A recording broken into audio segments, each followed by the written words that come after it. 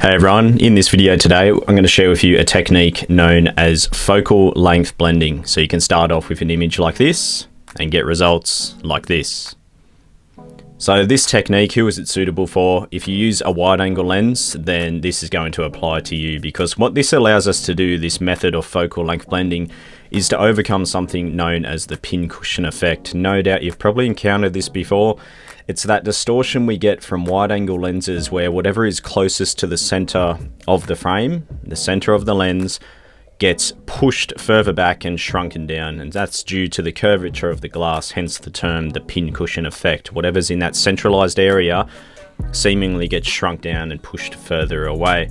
This technique allows us to overcome that issue and showcase our subject matter at a focal length that's a little bit more accurate to how perhaps we may have seen things with the naked eye. Now, of course, this technique can get heavily abused, and I advise to maybe have some integrity when using this method. If someone's going to go to this location that you've photographed, they don't want to get there and be let down because the mountain isn't 40 times bigger than your picture made out. But anyway, it's all subjective. You do what you like. My goal with this is just to make sure that that subject matter is looking somewhat similar to how the eye saw it, but still allowing me to incorporate a wide angle foreground to pick up some textures and utilize framing and everything like that. Anyway, with that little disclaimer out of the way, let's jump into it. I'm in Adobe Bridge here. Here are my raw files. So I've pulled up a pretty impressive sunrise I photographed a few years back. Just one of those absolute fireballs. I've got these raw files up on the screen. These are the two that we'll be using. And then you can just see the colors were just absolutely incredible on this particular morning. There's quite a few frames here that we've shot. But what we'll be looking at is these two. So the thing to consider if you're going to do this technique is when you're out in the field, photograph your frame at a tighter focal length. So you'll see here, this is a 16mm perspective, which I've captured. I've done that in order to pick up the rocks in the foreground. Of course though, the mountain range in the background, relatively small, definitely smaller than how I was seeing things with the naked eye. So then I've captured a frame at 24mm. This frame here, you can see the mountain gets bigger. Nothing too ridiculous, obviously, as I mentioned earlier. But look at the foreground. You can see it doesn't quite have that amount of framing that we do on the wider focal length. So this is the whole point here. It's allowing us to keep that wider focal length, getting the lead in with the rocks and everything like that, but then still keeping the mountain relatively larger. This method, this technique is definitely easier in a scene like this where we have a lake, because what I'm going to do is use the horizon line, the shoreline, as my point where the two images will merge together. You'll see that shortly. If you were trying to, for example, shoot outside a cave for argument's sake, and let's say, or maybe you've got some natural framing with leaves and a tree or something like that, and you want to keep that at 16mm, but then the subject matter in the middle, in the distance, you want to change. It's definitely achievable, but it's a little bit more work in Photoshop to trace around your subject matter and blend it all in. So this method here is very easy on something like a seascape or these lakes where we've got that clean horizon to work with. Basically, we're going to have the 24mm image up the top. From the horizon down, we're going to have the 16mm. So let's have a look here and you'll see what I'm talking about. What I do, I'm selecting both of these and I'm double clicking them. Bridge will open us straight up in Adobe Camera Raw. I've applied a quick edit on these, pulling up the shadows, bringing down the highlights, just balancing out the dynamic range. Whatever the edit was, I synced it and applied it to both, so we're pretty consistent there. What I'm going to do now is click down the bottom here and select all. So now I'm working on both files, and I'm going to push open objects, and now both of these raw files will open up in Photoshop. What I want to show you is how to quickly and effectively do this technique. So if you're familiar with layers, it's going to be a lot easier for you. So essentially what we need to do, like I said, we're using that horizon line as our point, the transition point where the two images will meet. This is basically going to be our foreground. The other image is for the horizon up. What I'm going to do is copy and paste this 24mm perspective on top of the other frame. So I'm clicking on the file now, Command C to copy, and then I'm going to click and Command V to paste it onto the other one. All right, so I'm pasting that on. So now you see we have 2 layers over the right hand side, and essentially we've got the 24mm file on top of the 16.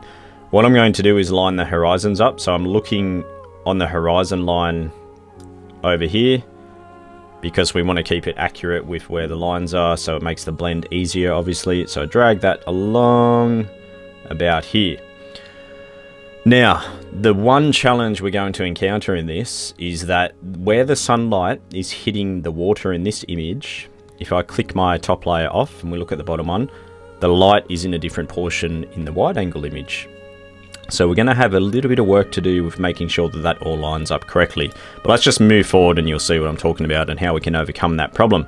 Now what we want to do, so from the horizon up is all good. We've got the larger mountain, sweet. Down below, we're lacking that foreground that we captured. I'm going to click the mask button down the bottom right hand corner. We have our layer mask here, this white box. And now we just need a brush. Click the brush, push B on the keyboard for the shortcut. And I want to make sure I'm black, so I've got the black on the brush. Up the top, making sure the opacity is 100%, as well as the flow.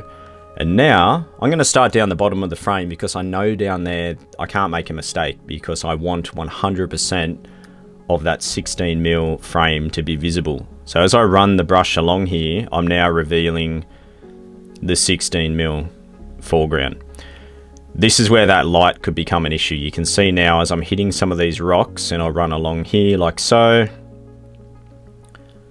we've got that mismatch with the light. So there's a few ways you can get around this. Firstly, you could stop the masking where that light comes in. So if I push X, put white on the brush, and cover that up again, now we can't really tell.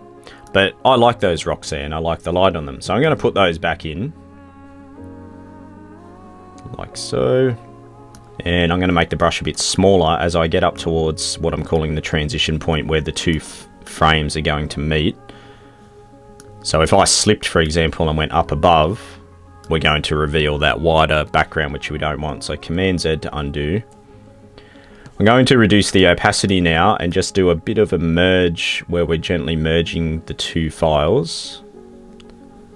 So reducing the opacity here is just making it, the beauty is we've got slow shutter water because there's no distinct lines. We can't really see where one file may be suddenly finishing. Just dialing in that left-hand side as well where the shoreline is. Alright, let's say we leave it about there for now. Now, as I said, the problem is, actually, lastly, just Alt or Option click the layer, and you can see any areas that you may have missed. So obviously I do have a large portion there. Put the opacity right back up, and I just need it to be black all the way through here. That way I know I'm revealing 100% of the wide angle foreground. We can do it before and after. If I just hold Shift and click the mask, that's before, that's after. Or if I turn the top layer off, that's our whole 16mm scene. And then when I turn the layer back on, that's our 24mm background. But like I said, the light is not lining up properly. We have the sunlight coming through here, but the highlight is on the water over there. I think the easiest way to get rid of this in this image will be using the warp tool, and hopefully we can just drag across that light in that whole portion and line it up with where the sun's actually coming through. So what I'm going to do is click on the bottom layer, which is the 16mm scene. I'm going to go up to Edit, Transform, Warp. And if you haven't used the warp tool, it's just basically a tool that allows us to click, drag, and stretch the file around. I'm now going to click the light on the water and drag that over and line that up as best I can about there. Let's have a look before and after. So we're on the top layer now. That's our 16mm, and now we've got that 24mm. And if you look at where the edge here, everything looks good. We haven't really lost too much at the end of the day. If you wanted to even add a bit more light in the water itself, so there we go. I can see I could potentially mask, so clicking back on the mask, going back to the black brush, might dial the opacity down and just gently put in a bit more. So the 16mm perspective just had a little bit more light up here. So now I'm just revealing more of the 16mm in this area alone. So just a little bit of back and forward manual blending until you get the result that you're after. That's looking better now. There we go. All right, focal length blending. Nice and easy. Don't go too crazy with your perspectives. Trying to keep it as realistic as possible. Probably even went a little bit overboard on this one, to be honest, but at least it helps for educational purposes. The final tip for me now, or the final step, sorry, would just be to right click and then just merge visible or flatten image. Brings it all together as one file. Then from here, I'd potentially go back to Camera Raw to do some final adjustments and then save it from there. So hopefully that might have helped you out and demystified this technique. As I said, very good and simple to use when you have that straight horizon, because that transition point is just so easy to manually mask. Going to be a little bit more difficult if you have a natural frame or something like that, or perhaps you have a valley and then you want to just work on that mountain alone in the middle of the valley. Typically, I don't really bother, but when it's a scenario like this and I really think it's necessary to get that ultra wide foreground to pick up those details, then this is a great way to get around that nasty distortion that we get from the wide angle lenses. Alright guys, hope you enjoyed that one. If you want to check out some tutorials more in depth, check out the link below. Thank you for your likes and comments, and I'll see you in the next video.